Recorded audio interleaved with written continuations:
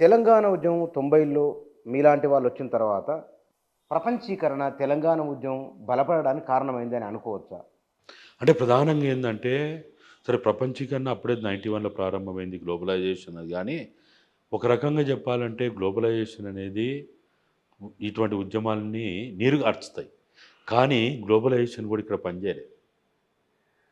ఈ global phenomena అనేది ఏదైతే ఉందో, ప్రపంచం, ఒక కుటుంబం, ఒక ఊరు, ఒక రాష్ట్రం, ఒక జిల్లా అనేదైతే మాట్లాడుతూ ఉంటామో, ఇది ఇక్కడ పనిచేయలే.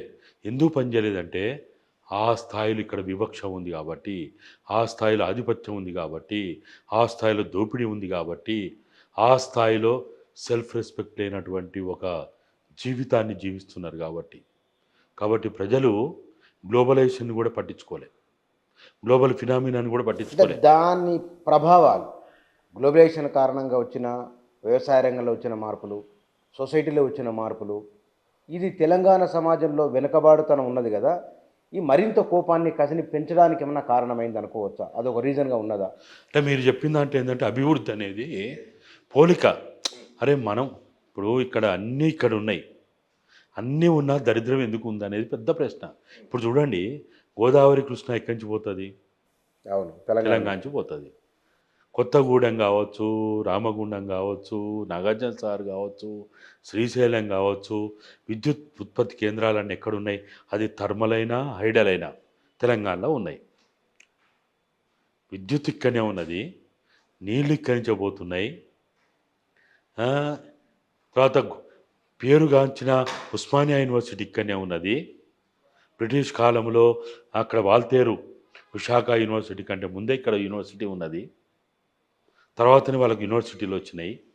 విద్య ఇక్కడ ఉన్నది, విజ్ఞానం ఉన్నది, వికాసం ఉన్నది. అటవీ సంపద ఉందా? ఖనిజ సంపద ఉందా? అవును. అవును.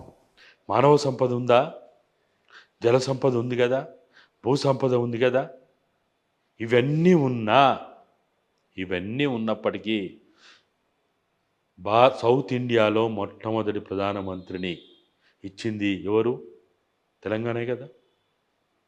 తర్వాత 3 సంవత్సరాలు ఒక రాష్ట్రంగా కొనసాగి, హైదరాబాద్ స్టేట్గా కొనసాగి 53 నుంచి 56 దాకా, తిరిగి మళ్ళా విద్రోహ కారణంగా విలీనం కాబడినటువంటి రాష్ట్రం ఈ దేశంలో ఏదైనా ఉందా?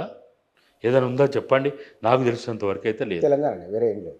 హైదరాబాద్ స్టేట్గా, హైదరాబాద్ రాజధానిగా కొనసాగి 3 సంవత్సరాలు ఒక స్టేట్గా ఉన్నటువంటి ఇది అప్పటికే మైసూర్ స్టేట్గా ఉన్నటువంటి, ఆంధ్రప్రదేశ్ రాష్ట్రంగా ఉన్నటువంటి ఆ, ఆ రాష్ట్రంలో విలీనమైనటువంటి ఏకైక రాష్ట్రం ఇది.